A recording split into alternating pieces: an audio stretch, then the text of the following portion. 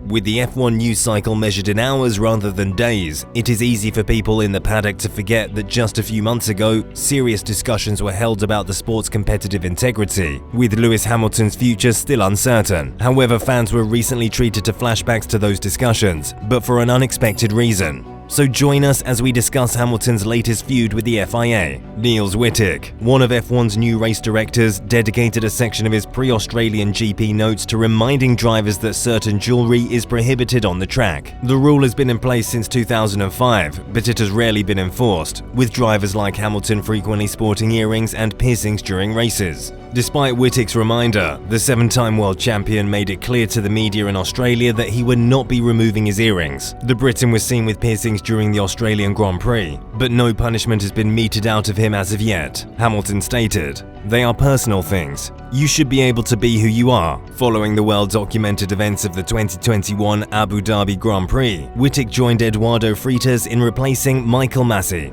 Defending Hamilton's stance on jewelry, Wolff has questioned Wittig's decision to engage in a battle with the sport's most famous athlete so early in his tenure as one of F1's 2 new race directors. When asked about the race directors and their stance on jewelry, Wolff told the press, "Is that a battle he needs to have at this stage? However, if it turns out to be the biggest unfortunate misstep of a race director, I would take it 1,000 times over." Wolff was a frequent critic of Masi, describing him as almost disrespectful in how he addressed the drivers during briefings. But he's been impressed by Wittig, whose tenure as race director has been devoid of major on-track drama, at least so far. How he has run the first few races has been respectful, solid, and he hasn't put a single foot wrong. However, the seemingly insignificant issue of jewelry in the paddock serves as a reminder of the ongoing feud between the FIA and Hamilton, who, by all accounts, felt robbed of last year's World Championship. However, silver earpieces aren't a major source of concern for Mercedes, which is still working on their 2022 Challenger as they struggle to keep up with the top 2 teams, Ferrari and Red Bull. Mercedes, however, may be in for some good news for the first time this season. Remember that optical sensor we mentioned in a previous video? According to Mercedes Motorsport Strategy Director James Vowles, the gamble of adding weight to Lewis Hamilton's car to gather data in Australia appears to have paid off. When asked if the sensors help the team gather helpful data,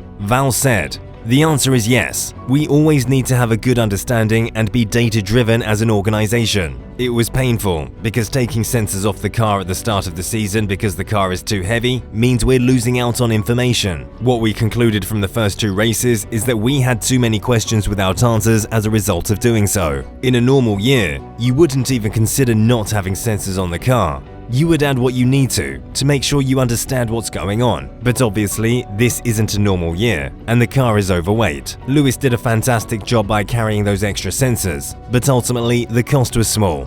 It was a matter of grams between the 2 cars, which is what we wanted. Absolutely, we gathered good data. It's not that. From this, you can suddenly find something that will turn everything on its head, and we'll find a solution in one race. But it provides clues and understanding of what we need to do to move forwards. However, not everything is peaches and roses, and the W13's problem isn't just porpoising. After starting 3rd in the early stages of the race at Albert Park on Sunday, Hamilton fell to 5th after being passed on the track by Sergio Perez and losing a place to Mercedes teammate George Russell during the pit stops. Russell and Hamilton moved up to 3rd and 4th place after Red Bull's Max Verstappen retired while running 2nd, leaving the 2 Mercedes cars separated by just 1 second for the final podium spot. Hamilton radioed the pit wall while following Russell. "You guys put me in a real difficult position." Hamilton eventually finished 4th, but later clarified that his radio message was about his car overheating, not a criticism of the team. Vowles has now explained Hamilton's cooling issues, which prompted the message on race day in Melbourne amid higher than expected temperatures. That was all about engine cooling and keeping the power unit cool during the course of the race. We push everything to the limit, as you would imagine,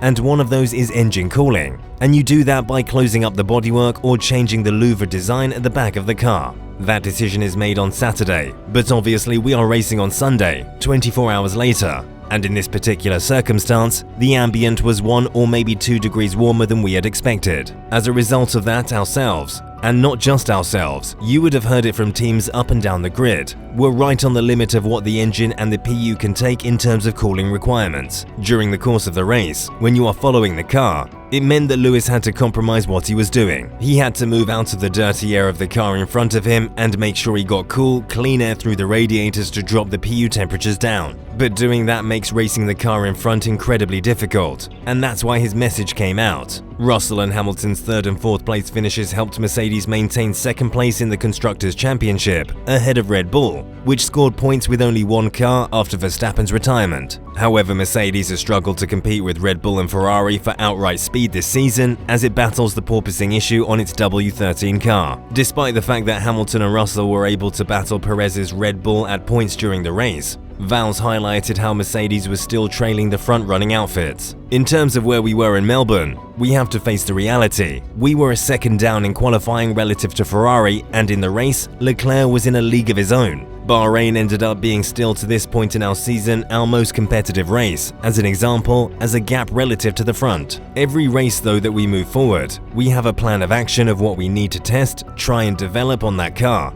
And I'm sure all of our competitors have the same thing. But the key is this: we have to start clawing back that gap to the front. Many have predicted that 2022 will serve as a staging ground for a battle between teammates George Russell and Lewis Hamilton, similar to what we saw in 2016. While Mercedes newcomer George Russell rejoiced in the fact that the team is still in the game, at least in comparison to Red Bull, he stated that he is uninterested in a fight with Hamilton while the team is so far behind in terms of pace. These small things in the scheme of things don't mean a lot really. Obviously, everybody wants to finish ahead of their teammates, but Lewis and I have no interest in battling it out for P5, P6. We want to work together to claw that gap back. So there's no hard feelings if he's ahead of me. There's no hard feelings if I'm ahead of him. And we're not too concerned about that at the moment. We have a bigger picture, and the long game we need to play is to catch these guys up because we're here to win. While title ambitions for either Mercedes or its drivers remain a long shot, the Brackley team's consistent point scoring could prove crucial later on once its car is sorted out. And there's a sense among observers that Ferrari and Red Bull may be regretting any further costly mishaps with 20 races remaining. Russell agreed that Mercedes' better results than its pure race merit are keeping us in the mix, but he cautioned that it could be a while before the team overcomes its difficulties. I'd love to say we've made a lot of progress, but I think we've got to look at the lap times and we haven't closed the gap at all. And we know we've got a lot of work to do,